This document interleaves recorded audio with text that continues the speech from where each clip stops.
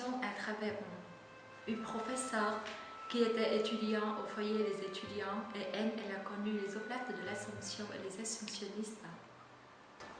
Quand j'ai rencontré les Oblates de l'Assomption, j'étais étudiante. Et en fait, j'ai rencontré des femmes internationales de différentes générations aussi, qui avaient cet amour aussi du Christ. Et surtout cet aspect missionnaire, c'est-à-dire d'avoir envie vraiment de le partager à d'autres. Alors c'est vrai que chacun a un parcours particulier avec le Christ, mais je pense que les Oblates, elles ont soif de faire découvrir chez les autres. Elles l'ont découvert elles-mêmes et elles ont envie de faire découvrir aux autres. C'est vraiment ça qui m'a donné envie. J'ai connu les Oblates de l'Assomption. J'étais dans une session de groupe de prière.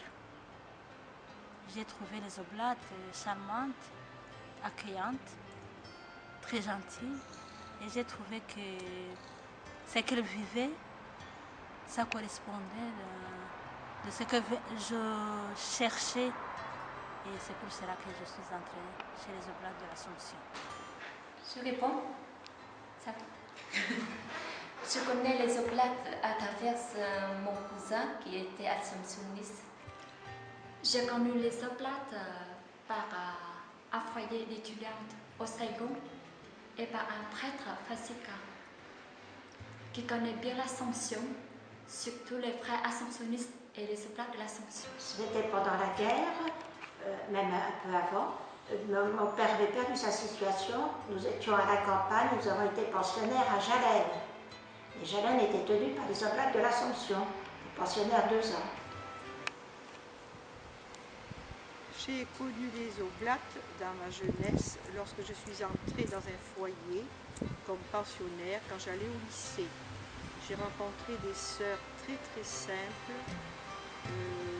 en lien d'affection entre elles et aussi très attentives aux pensionnaires. Après la défaite de 1940, papa, qui était officier instructeur à l'école de guerre, a rejoint son régiment à Nîmes.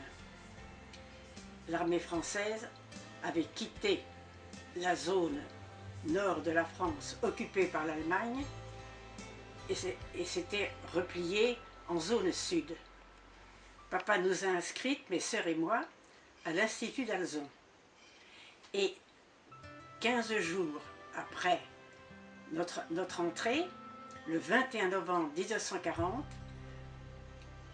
j'ai eu la chance que sœur Claire Emmanuel, qui était notre professeure principale en 4e, nous dise ce matin-là: aujourd'hui, je ne peux vous parler que du père d'Alzon, c'est sa fête. Emmanuel d'Alzon, chevalier de Dieu, chevalier de l'Église, chevalier de France.